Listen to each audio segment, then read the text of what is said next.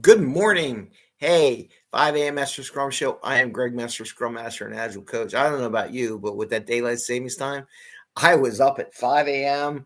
We went for a walk with the puppies, and now they're sound asleep. So it was a beautiful morning. I wish I had my phone, but I didn't charge it. I would have took some pictures of the sunrise. It was a beautiful thing. I missed that in the summertime. Get up early and you see the sunrise, and now it's like dark, but now I saw it, so it's cool. All our calendars are all crazed up.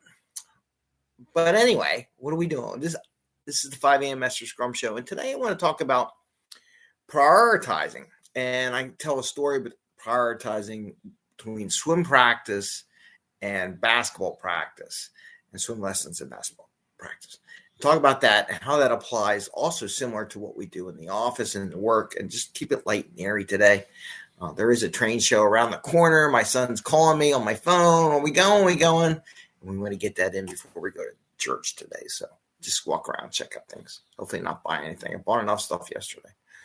And yesterday was a full family day. Why I didn't do the show from 7 a.m. in the morning all the way into nighttime. And I can talk about that on another episode too. So anyway, 5 a.m. Mester Scrum Show. I am Greg Mester, Scrum Master and Agile Coach.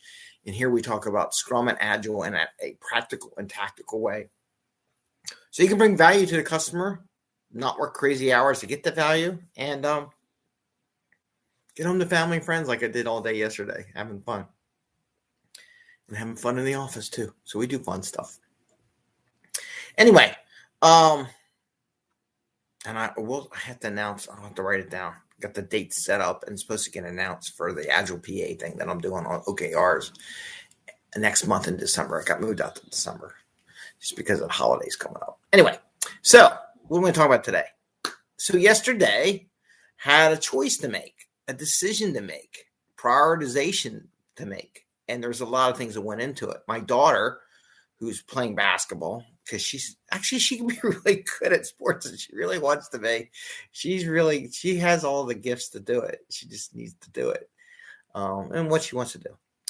And swim practice or swim lessons. So we weigh in all these ideas. So it's like this. She's at practice, so she only got a half-hour practice in before we had to go off and do the swim lessons. Popular thing would be, let's do the basketball practice because basketball is the thing. However, long-term, swim lessons give her so much more capability.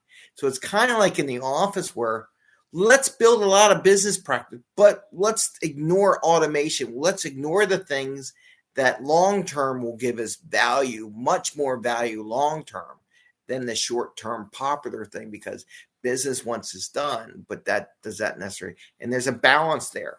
Got a little bit of business in because we got a half-hour practice in, and then we did a full half-hour of swim. But let's talk about why the priority is there. It's weight of factors. Basketball. She needs to get out and do stuff, interact with other kids. It's great. It's a great sport. Having some fun, right? And she's getting exercise, different type of exercise than swimming. So those are some positives. Let's talk about swimming. It was interesting.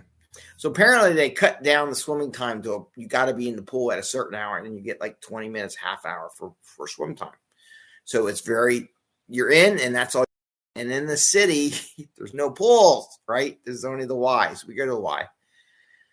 And what does she get from swimming? Oh, well, think about this. When we go to the beach, she can swim. She won't hopefully not drown when you get hit in the riptide. When she goes to summer camp does all these swim things. Apparently, my wife was telling me, when she comes back from Girl Scout camp, she smells like a lake. Have you ever smelled a lake and what clothes smell like after oh God, it's the stinkiest thing you ever smell. But she gets to do her swimming and stuff and fun things on the lake with the Girl Scouts. What else? We can go tubing down the river, right? We can do that. One day she could be a lifeguard, make revenue on that, or whatever she wants to do, or hang out with her friends and not worried about. So these are the kind of things that long term, even though this is where she's at, she can benefit years to come, right? Years, and then her kids. And what you learn in the young age for swimming, you take forever. So when she has kids, she can teach them. Hi, Bubbles. How you doing? Bubbles is here, if anybody noticed. Okay, Bubbles wanted to be in her cat show. There's the cat. I think she comes down here just when I do the show. Don't move the camera, Bubbles. We'll love Jerry. So that's where we're balancing the priority. The Popper thing was to be doing basketball. Unpopular, why is she going away? Because the swimming class, from a long perspective, will benefit her much longer than doing the basketball thing. Okay, Bubbles, you got to stop in the camera. So that's an example of prioritizing. And we have to think about that when we work in the office, when we work on teams.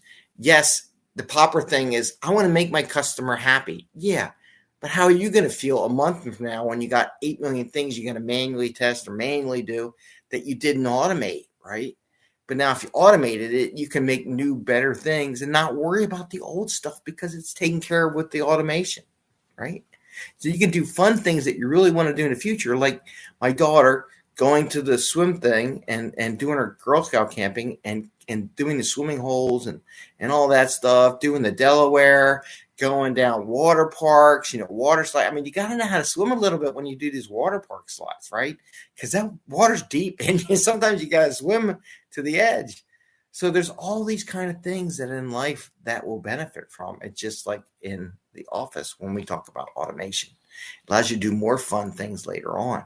So that I wanted to share with everyone. Example of prioritizing something from a popular standpoint versus something that's going to benefit long time. So there's an example where she could have stayed for the hour of basketball, which is a little short-term period, just a couple months which is great. I'm not versus doing the swim class where she's going to learn how to swim properly.